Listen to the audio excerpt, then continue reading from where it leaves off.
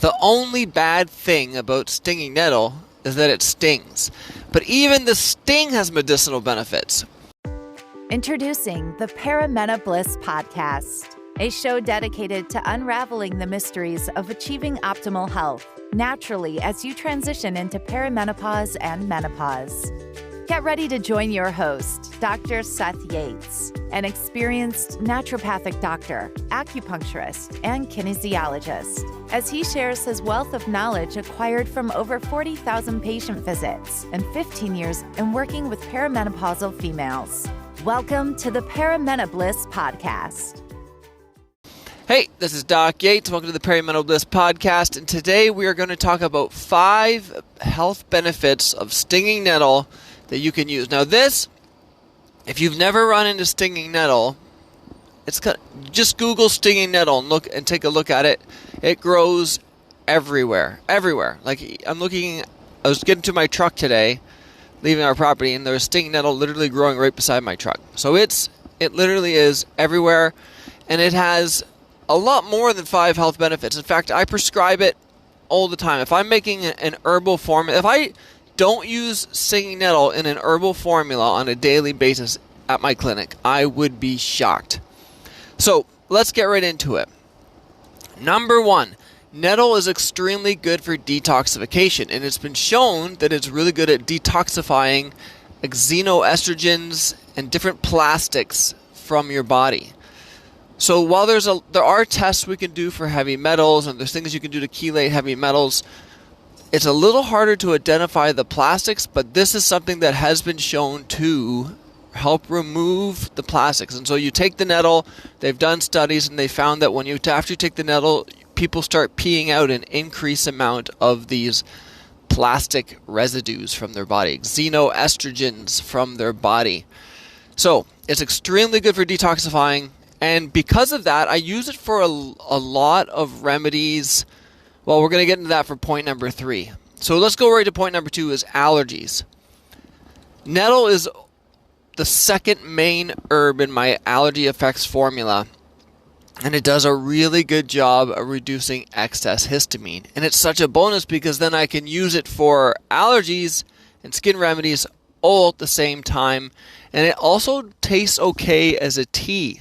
So if I'm doing it for a tea standpoint, then nettle becomes the primary herb because it actually tastes better than butterbur, which is something that you can also use for allergies. So nettle is extremely good for allergies. If you have seasonal allergies, drinking nettle tea on a regular basis is great. The next thing is skin. Every formula I put together for acne will have nettle built into it as well. Because it's so good for detoxification, I put it in. Now, here's the thing. If you're getting skin issues that are flare up with your cycle, nettle's also good for that. Because remember, it helps detoxify those xenoestrogens, but at the same time, nettle can help prevent your body from basically converting too much of one hormone into another hormone, which can increase your acne. So nettle is great for preventing that, and it works really well so in a PCOS case, for instance, I would always be putting nettle in that because it helps with maintaining proper hormone balance and then acne that flares up with your cycle. All right, number 4, the 4th benefit that I use for nettle on a regular basis, kidney function and bladder infections. So kidney and bladder. These two go hand in hand. If someone already has compromised kidney function, then I'm always using nettle. Ideally, nettle seed if I can get it. But if I can't, then just nettle, and then I'm going to combine it with astragalus and schisandra.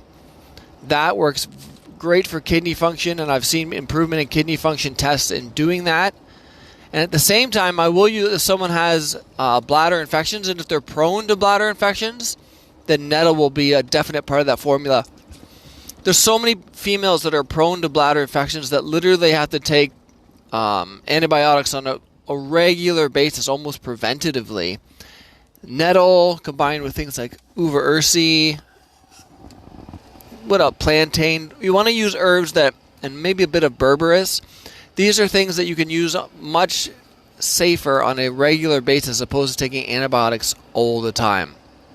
And number 5, as I mentioned, nettle's good for everything. Only the sting is annoying, but even the sting shows benefits. So the sting of nettle is actually great for arthritic pain and neurological issues. But let's focus on the arthritis right now. They used to use nettle as what was called a counter-irritant, which means that before a battle, and this is like cross cultures, like Native Americans would do this, Roman soldiers would do this. They would basically hit themselves with the nettle in certain areas, and it would block pain receptors. You can do the same thing if you have like an arthritic joint or hands. And I remember when we were working in this herbal class in the garden where we were working to grow the herbs and then harvest them and make medicines and extracts and tinctures out of them. One of the students there was an elderly female, and she wasn't quite aware of the nettle, what it was. She had been picking it, and she definitely got some stings on her hands.